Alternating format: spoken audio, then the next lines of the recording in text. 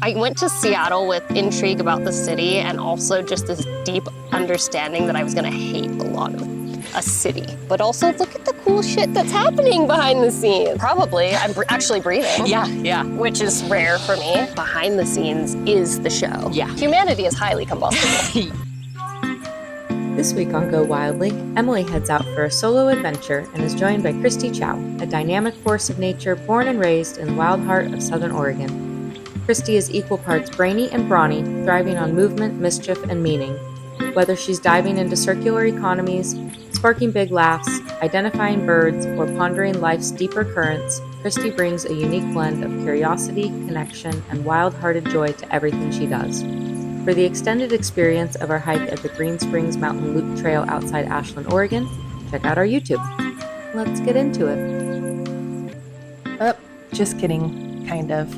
We're getting into it, but this conversation was just too good to squeeze into one episode, so we're splitting it into 2 parts. Please enjoy this part 1 and catch the rest of the adventure next week in part 2. Okay, now please enjoy. Every 2 seconds is like this, you know? Well, Except for that one. You she can keep that one. She left in the part in our intro because it was probably the best take that we did, where I'm blowing on mosquitoes. Oh, That's yeah. in the intro where you hear a. It's Yes. me blowing off a mosquito. Oh my God, what? Behind the scenes knowledge. Yeah. Are we like Mosquitoes boots are fun. on the thing? Can we? I'm taking my shoes off Okay, because okay, they're cool. muddy and full. Oh, because you have a bog in your shoes. full I of did, shit. in fact, notice that. Oh, I did get a nice little raspberry on my calf, Oh, on my where shin. was that from? Probably that log that I log rolled over. Uh-huh. It was a technique. It was. It worked. After I stumbled. Yeah, my shoes will dry out. And we're foregoing chairs today because I only had one chair. And this just feels more like us. Yeah. Oh, I was not. I love what you guys do. And when you were like, do you have an extra chair? I was like, oh, I really don't want to be on a chair. Yeah. So. Yeah.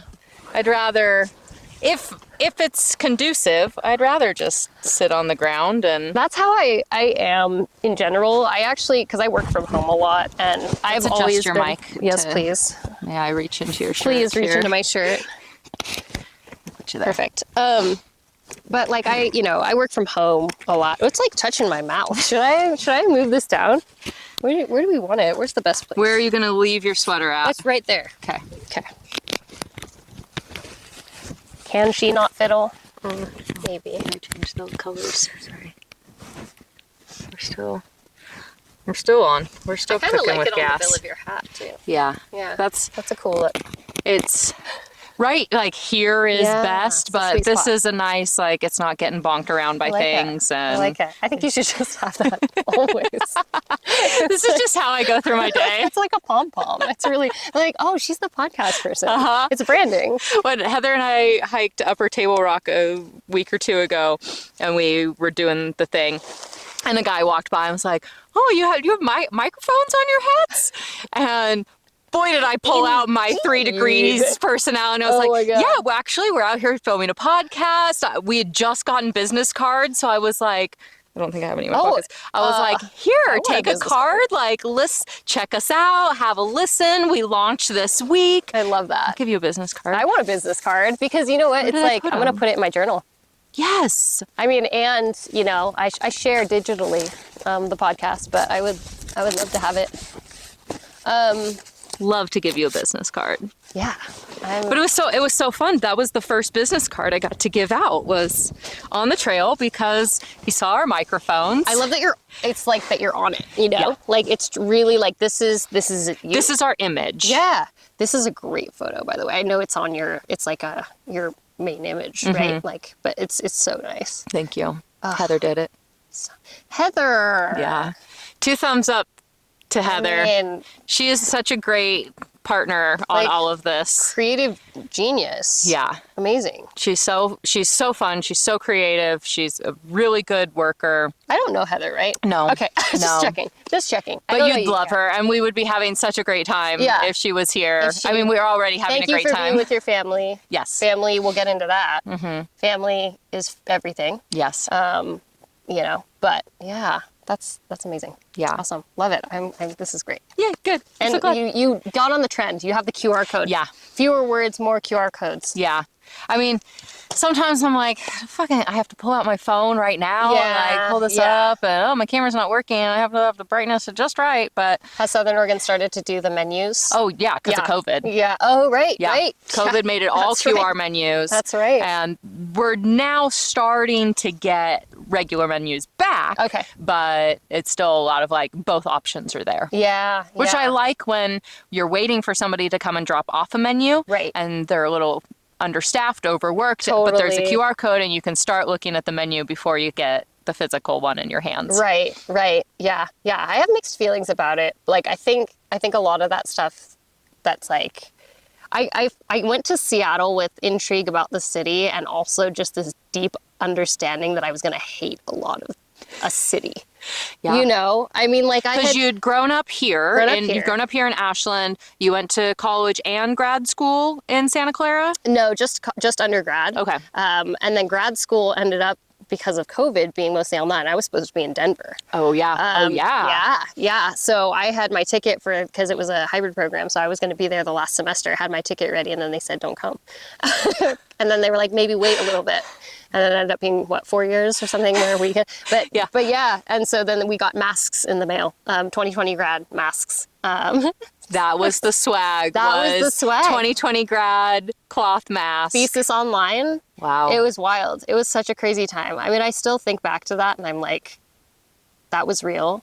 It exists. Mm-hmm. It still is part of like everything, but it I mean, from an environmental context too, so interesting, fascinating. So many different things were happening, and things, measurable changes we were seeing in a split, Gone. second. That was like in talent when I was on the city council and doing zero waste reduction work in talent community. Yeah. We had just passed our no single-use food serviceware policy. Uh-huh. So all of the restaurants were transitioning to no single-use to-go containers, cutlery, cups, all of that. Oh, wow. And it was all going to be compostable or reusable. Yeah.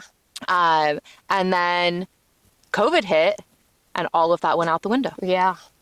in a moment. And I has think it it was, recovered? I have no idea Yeah. because I don't live in Talent anymore. Yeah, that's true. Yeah.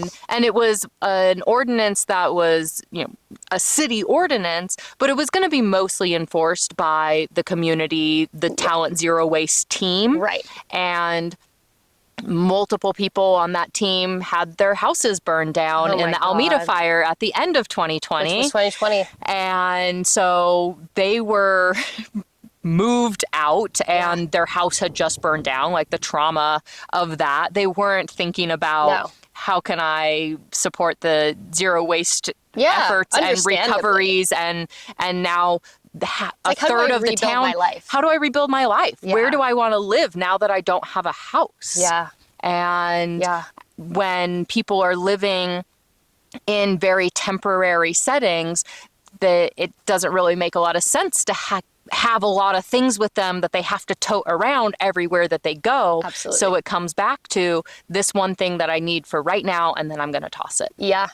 Yeah. I mean, there's like, that is so real, that piece of it. There's like, we talk a lot in our work about like climate resiliency and adaptation and disaster and stuff like that. And that's an interesting conversation between that department and like the waste department, right? Mm-hmm. Like the folks who do like the waste work, because we are every single day, 24/7, eating, sleeping, drinking, lower your waste, reduce waste, and then these situations happen. And like, yes, like the Alameda fire, for instance, where I got the job offer call while I was handing out as much single use, protective equipment. I was down here. I was at the kind of we called them the camps, right? Like where we were handing out resources.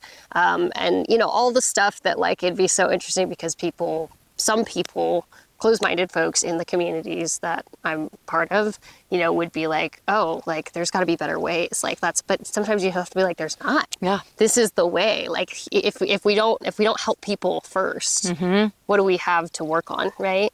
Yeah. So that was an interesting like juxtaposition of like being there, working, like doing like aid now. And then getting this like, you know, call of like, hey, do you have like, can we talk about like the job? And then me being like, literally they called 3 times and me being like, I can't talk right now, but I can call you back. And like, and I realized that could have been a big misstep, right? Like it could have been. Could have been. It wasn't. Yeah. Which was great. They probably like, saw got it as a really good like value signal of you of, wow, she's really involved in her community and she's doing community work that is beneficial and aiding beyond helping people to reduce their waste. Like she's helping to save people's lives. And they didn't want to be assholes probably. Yeah. So back to that of like, people probably generally don't want to try and be an asshole. So yeah, no, definitely. I think that was just such an interesting parallel time. But what you say is such a good point, because I think it's something that within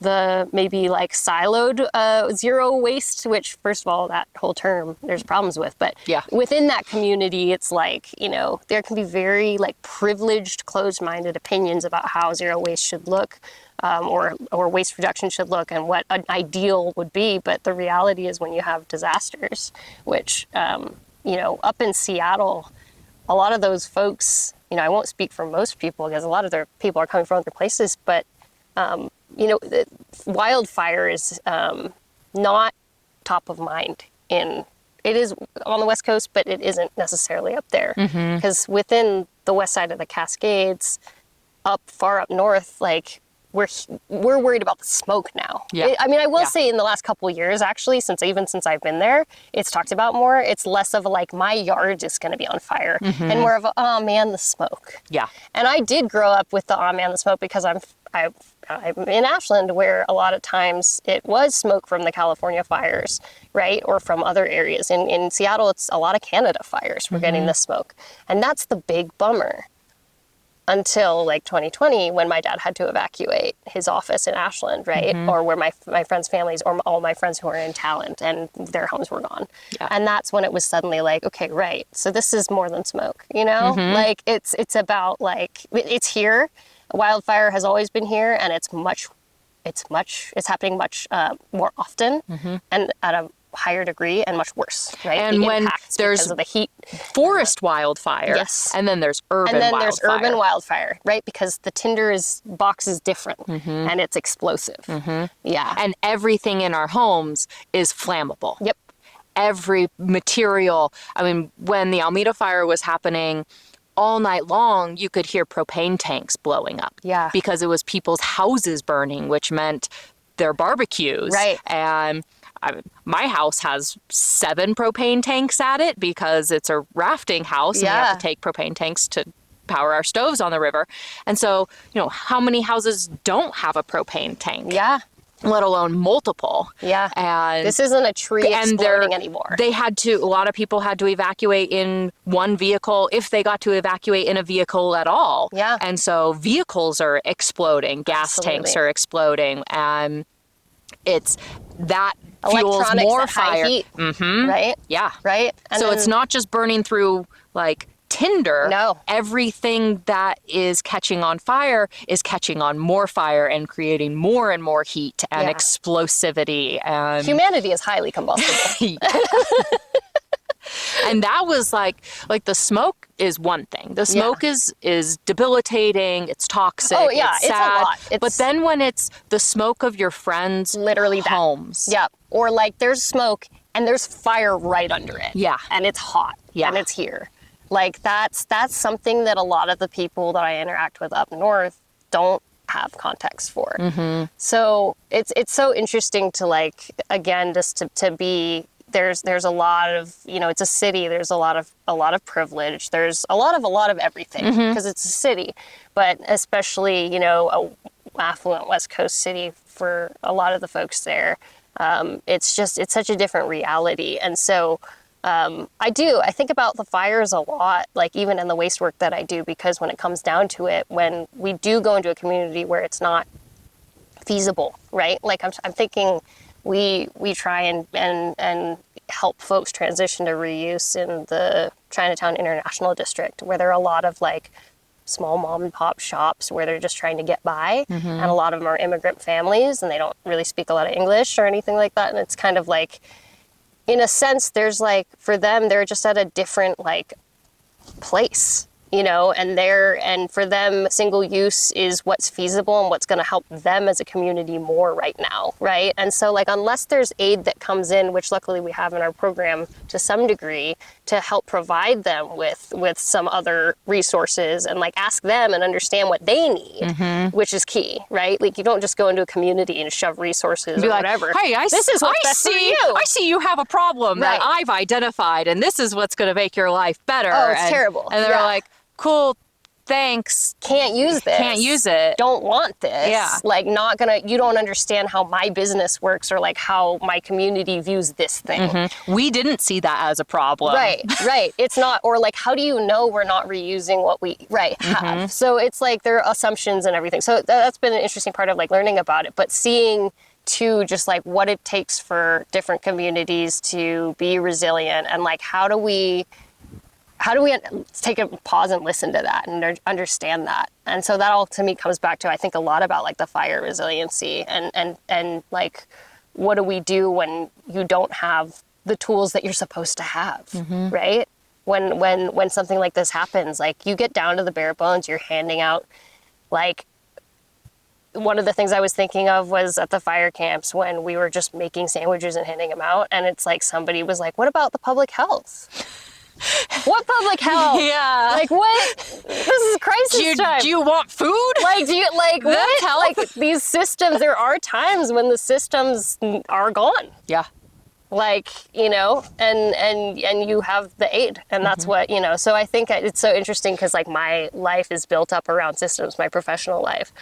But I think about home and I think about wildfire and I step out of it. So it's really, it's such an interesting thing because even though wildfire has very little to do with what I do on a day to day, it's always that kind of reminder of like, and it happened to be that was an instance where I got the job offer call. And so that was like a really pivotal, like, wow, this is going to follow me. Yeah. Yeah. And in thinking about like the scope of work that you want to accomplish. Sure. And when a system goes down, when a system that you're relying on goes down and fails, what is underneath that? Yeah. What's the bare bones? What do people actually need to live? Yeah. And how can we respond to that in essentially the opportunity to create a new system? Exactly. To rebuild. Because so much of what we're doing is responding to the systems that are already at play. And as much as fire is devastating, it also makes a clean slate. It's very necessary. Yeah, For it's many of the environmentally- plants and trees that we like. I mean, propagation, for instance, of some of our like keystone like ecology is absolutely critical. Yeah, there are some pine trees that Cannot don't actually grow like, again seed if they don't- unless they need the heat they need the fire to open up their cones and disperse their seeds. Yeah. I can't remember what the word for that is called, but it's a really good word and I know it starts with an S.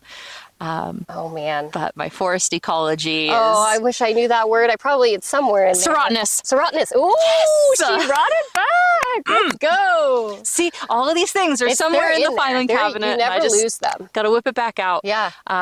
Yes, like, so clean slate, what do we actually want that to look like? So like, for example, in talent, we had just created these new, we just adopted into the talent comprehensive plan, the like overarching laws and rules and orders for talent, all of these clean energy and climate policies. We had written a community-based clean energy action plan. It had all been incorporated into a section of the comprehensive plan and adopted into law. Yeah. And little did we, I mean, a lot of them we knew were going to be challenging because how do you take a home that's already built and convert it to all clean stuff? Like, how do you retrofit something like that? Exactly. Yeah. We knew that we were making a lot of policies for new builds. Yes. That if you're going to build new, it has to be built under these parameters. Yeah.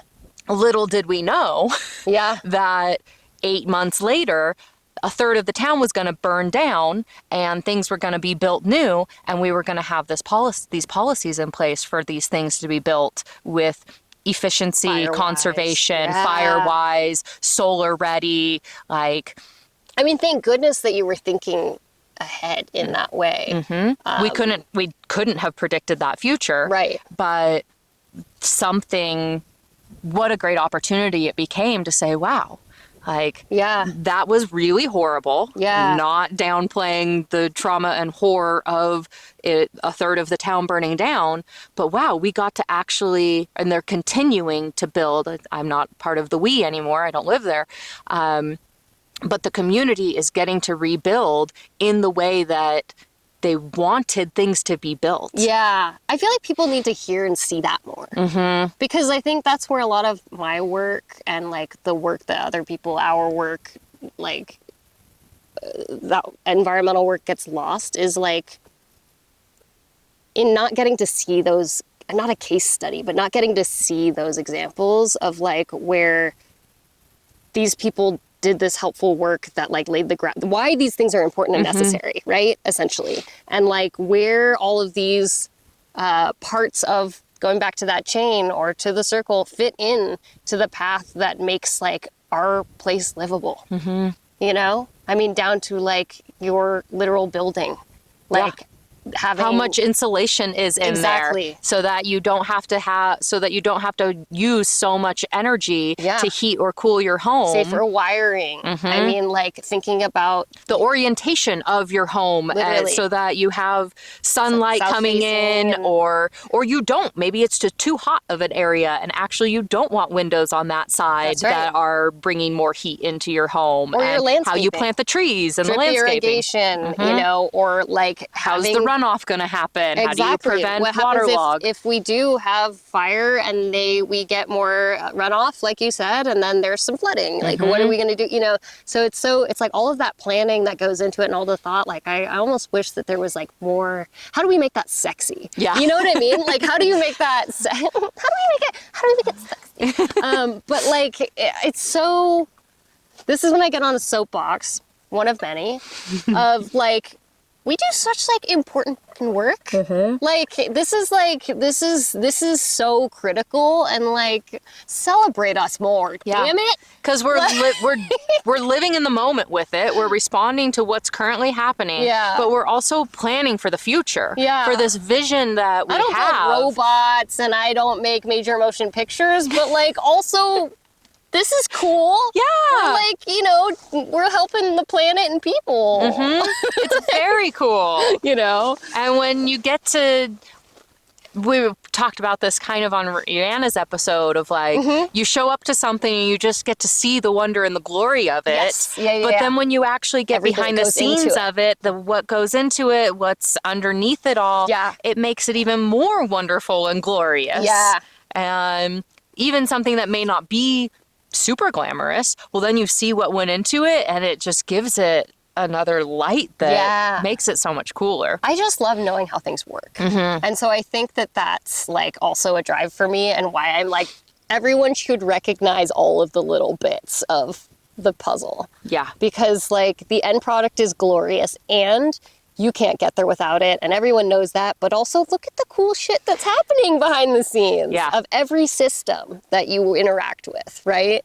My first time going to a MRF, a materials recovery facility, and seeing like how things are split up and optically sorted by machinery so that most of what we can recover it can be cut down into cullet for glass again, or for steel, or you know, whatever it is that things are aluminum, whatever's being sorted out in our recycling systems. Like that was really interesting to see. And like I think it like the intrigue there, right? Like it's like you get to see the system, see how it works, you understand it better, you're gonna like it better. Yeah. You're gonna like it better, and you're gonna feel like you understand where you're a part of it. And that's so key. Right? Yeah. Theater, same thing, right? Like I had to know, we actually in our program back in undergrad, when I did theater as well as environmental, the theater side of things, you had to go through to have the major, you had to go through and do rotations of being like either on stage or off stage. So you had to do You the had tech. to be behind it. You had to be tech. You had to go, but you had to do set design. You had to paint sets. You had to help build certain sets. You had to learn how to do, use tools and things like that. And you had to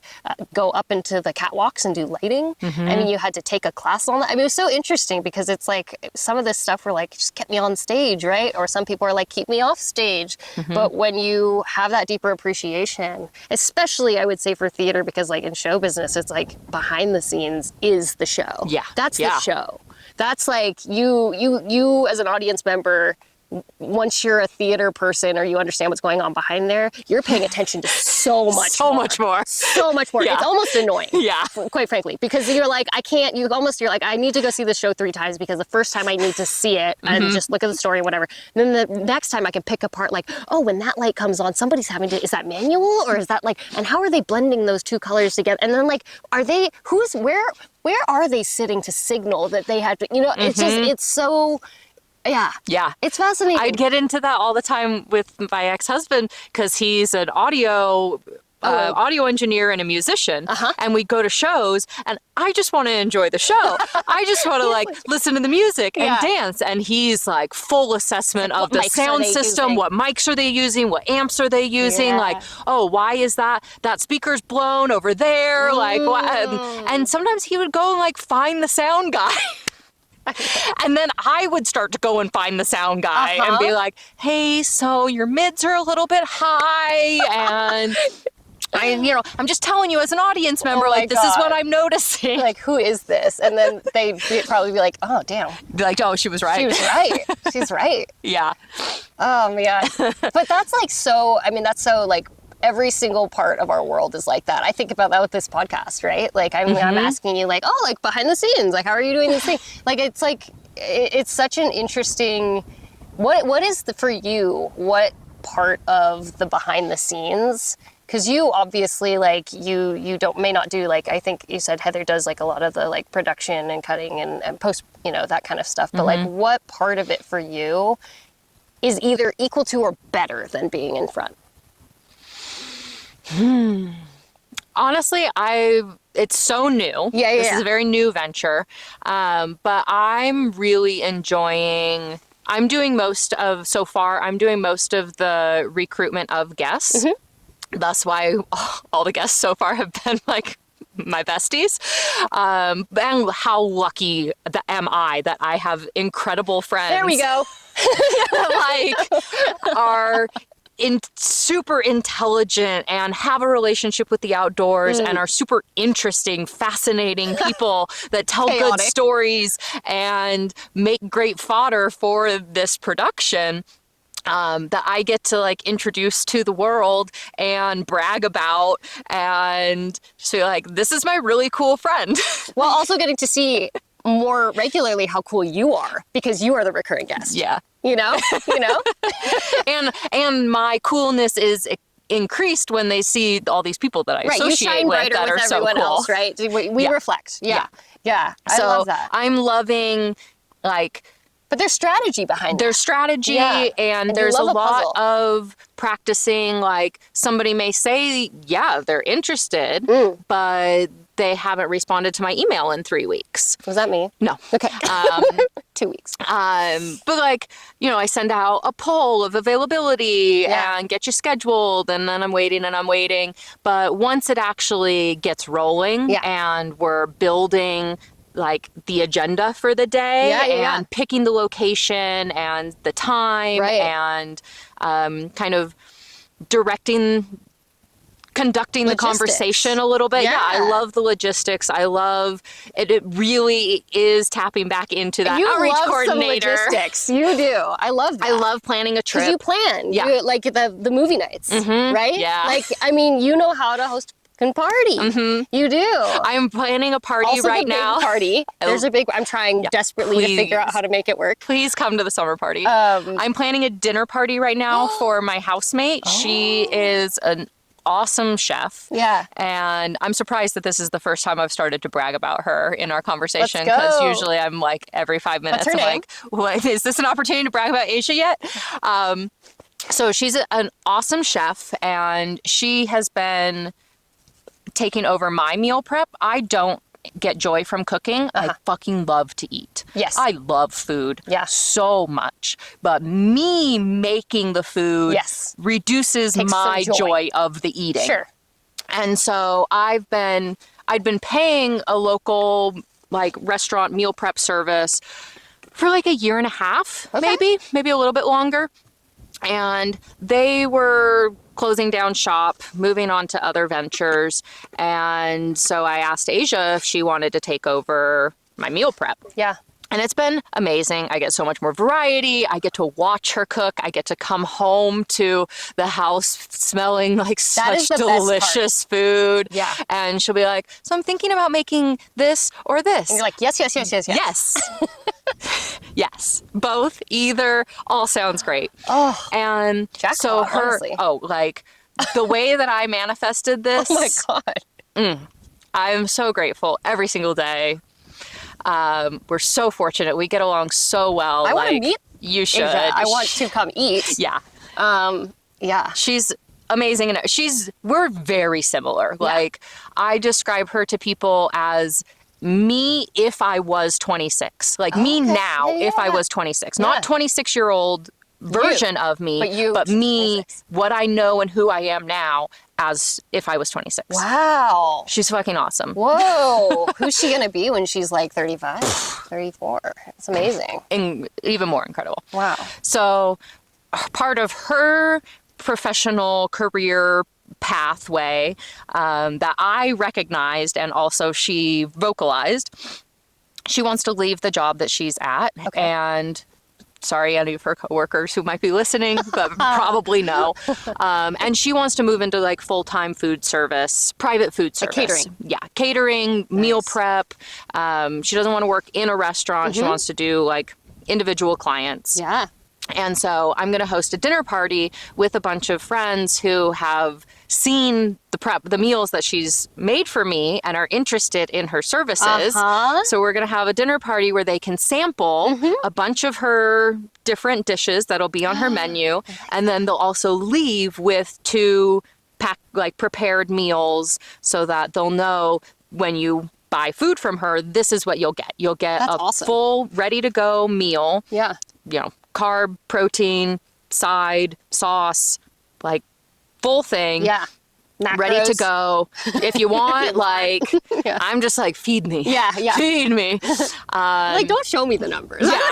Like, I feel great. It tastes great. It's good. But if you need the macros, if you need it, exactly. Like, she can work with you for that. So you'll come taste food and like full dinner party and then leave with food also. Yeah. And we just started planning it yesterday. I mean, not to be like, I already have an invitation drafted up, an invite list, like day, time. Footage. I mean, yeah, absolutely. I love a party. Like there was a time. You're really good at hosting them too. Like, I love the logistics of it. Because you tell us exactly what you need. And that's like as guests. I remember we did one movie night where we all had to bring something I think we made or something like that. And you were like, well, I was like, I'm going to bring drinks. And you're like, nope, somebody's already brought those. You're going to bring this. And I was like, that's so helpful. And I was like, but so what kind of thing does it have to be? Up to you, but it has to be in this category. And then like these are the allergies, like whatever to pay attention to. I was like, that is so helpful. Like we're friends. And like some people would probably, but that's like what you need in that communication of like, this is like, it's going to be great. And also pull your weight. Yeah. Do your thing. And like, it's going to be great. And it was. You know, so I loved that. And I remember thinking about that and I was like, she's so on it. In another part of my life, I've dreamed of being an event planner, an event coordinator, and really to have my own event space that I oversee and like manage everything to do with. Yeah. And that may still happen someday in the future, but that part of me comes into play in everything that I do. Yeah. So I think that is definitely where I'm shining in the podcasting project. Is the logistics, planning the day, planning the guests, thinking about like, okay, what do we need to have with us? What's our checklist for going? Yeah.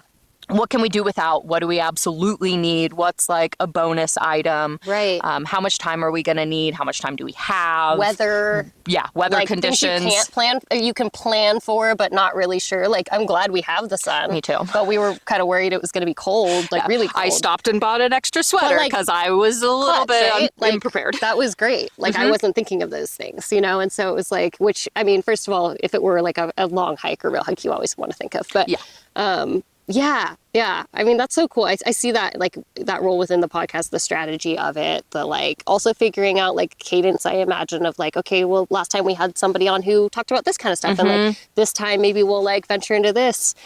For me, I'm like, am I, like, giving good content? Like, is this helpful? Like, what, you know, whatever. Like, are we, you know, do we want to get to my moment about the outdoor thing? We'll transition now. But can I, like, my preface question was going to be, like, what do you do? Because you always have a vision, right? Like, and you adapt. Yeah. You adapt. And that's, like, the thing. You have a more or less, like, you have an idea of what you want to get to, like, to summit, right? Yeah. Like, what the view might be like, right? Yeah. Yeah. And so it's kind of like, do you help steer? Like, are you, like, I can feel it a little, but like, you know, how do you make sure you get that? Yeah. Definitely in the, like, listening and being semi-aware of time. And with some people, like, we have more of a time limit. With some, we're just kind of, like, rolling with it. I mean, we want our time also, like, for the product when we post it, like, people, but also, like, some people are into 45-minute podcasts. Some people are into 3 hours. So I think wherever we land, somebody's going to listen. Yeah. But yeah, we do work on, like, okay, bring it back, circle back around, or, like, okay, here's a good pivot point, something that you said is triggering, like, okay, now let's move on to this section. Or with our structure, like, essentially once we get to our summit and we sit down, that's where we want to start diving into, like, what is your background? Where do you come from? And then to our summit question of, like, why are we here today? So yeah, we guide, we direct, and just kind of, like, go with the flow, and it's just kind of see how things end up. It's been great so far. Like, watching those last two have been. It's like, it seems so natural, but now being part of the process a little bit, I'm like, oh, there wasn't, like, much, like, you didn't tell me I need to say this exactly, right? Like, I thought there was actually gonna be more structure, and I'm glad, and, like, you have it though, you know, like, you have the structure. Not to say that it's unstructured, just that, like, there were potential questions, right? And I'm actually feeling more relaxed now that there aren't those, right? Because I had written down, like, oh, I'm sure I should say this or whatever, but you get the, like, real. We want to be unscripted and structured enough so that it's replicable, so that like, people know what they're getting into when they tune in to listen to us, that it's not just, like, a total free-for-all of nonsense, of, like, value. We have valuable conversations, but we want there to be some line of consistency of, like, okay, every episode they're doing this, this, and this, and they may tangent around, and Heather and I have lots of conversations around our tangents and where we go and how do we get back, and we're both good at it, I think, bringing us back to, like, okay, let's get back on track to this subject. Yes. And fortunately, so far, everybody that we've interviewed, like, we know a little bit about their background, and so we can guide to, okay, let's get back to, like, this thing that we know that there's value in. Yeah. But I'm really looking forward to the days when we don't know the person personally, and we're just, like, learning as we go. Yeah. Oh, I can't wait to hear that and, like, to see you guys. I just, like, I know that this is going to be, I love tuning in, and I feel like, there is going to be a time where somebody just reaches out to you, probably. I hope so. Yeah. I mean, if that hasn't happened already, but yeah. There's, before we get into yours, because talking about future, helping people reach out, when my episode comes out, I share a story that obviously was an impactful outdoor experience, completely changed my life. And there were other people present at that event that I was not connected to. Okay. And I have I have a hope that when my episode comes out, someday, somehow, those other people who were there Oh, wow. will hear it, will somehow find the episode and will hear it and will say, oh my God, that's my story too. I was there. And they'll reach out and they'll want to come and tell their side of the story. I love that. Like, it gives me chills to even think about that could happen, but like, it was such an experience. It's the same thing, different perspective. Cool. Yeah. And some of those people may, like, I was 13 when it happened. Most of them, some were older, some were younger. Yeah. And some were like way more involved than I was. I was kind of on the peripheral, but it still completely changed my life. So it had to have completely changed their lives. Totally. Like, so I really that is my hope, that there will be people who find these episodes and have a literal shared experience, shared connection with the story, and will want to come on and tell their side. Oh, that is so cool. It's going to happen. You're the ultimate manifester. You're the one who we had a long drive at one point to Bend, and you introduced me to the thought of manifesting. Really? You did. Oh my God, say more. Okay, no, say more. It was you. You were like, I'm really trying, I'm in a place in my life where I'm trying to genuinely bring in the good things that I want to see in my life. And you were like, manifesting. And you just kept saying that. I was like, I don't really know. This is some hippie shit. I grew up in Asheville. I should know this, but I don't know. And you were like, no. It's literally just law of attraction and bringing in, trying to, I can't say it as eloquently as you did, but you were driving and telling me this is the kind of, when I have a goal or I have a vision of something I want to do or have in my life, I think about it, I incorporate that thought into my life. I breathe life into that. And then I don't work too hard at it because it if it's meant to be, it'll come. Right. And I was like, that's a really it's kind of cool, as an idea, because you do have to work at it, but it's sub work. Yeah. It's multitasking. It's you could do it, but it's on sleep mode. And then it could come to you, And so, of course, as I read more into it and looked into the idea of setting things in motion so that things happen without just reaching and grabbing that outcome you want. That's when I understood what you were talking about. But it was my introduction to it. Cool. Yeah. I love that. And you've truly done that. Yeah. I mean, you've literally done that. And then you helped me do that, right? Without me knowing it for so long. But from telling me go knock on someone's door and tell them this thing, this is how you do it. And assume that they're going to be happy to see you. Yes. And you did, because I had brought up I don't remember, but but what if they do this? And you're just they might, but they also may be cool. And then that's when I was having the realization that people actually want renewable energy mixes, and people want, a lot of people want that. And you just ask and or you just, put it out there. Right. So that was you. Cool. Yeah. A lot I'm of so you. glad. But anyway, that's so cool. It's really awesome to get reminders of that you were you, that I've been me all this time. Yeah, absolutely. And that I've been doing the work that I've been doing all along the way. And you've been inspiring others, and I think that's something that hopefully you do know, but there's a reason that you keep bringing on people that you're connected to. And if they're really fucking awesome people, fucking awesome people don't hang around people who aren't fucking awesome. Truth. So yeah, you the whole vibe attracts your tribe kind of thing. Absolutely. And I've weeded through. I mean, I've had a lot of awesome people in my life that aren't still in my life. Yeah, sure. And that doesn't make them any less awesome. No. It just they came in, they showed me something, they taught me something. We learned and gave and received from one another and got what we needed essentially, and then it's a bunch of circles everywhere, right? And then it's so at some point they're all intersecting, but we all have our own little circles, and we definitely stayed in the same ring. But also we've gone other places, and we've gone years without talking, pretty much, but still make a point to hey, let's connect. Check in. What's up? Yeah, absolutely, and on deep things too. which I mean, I think is like our nature, number one. And number two, it's like, it's just, I think the part of ours that aligns with you and I has always been that like, that balance between like levity and depth, but also ultimately at the core, we really, really want to find out who we are. Yeah. Deeply.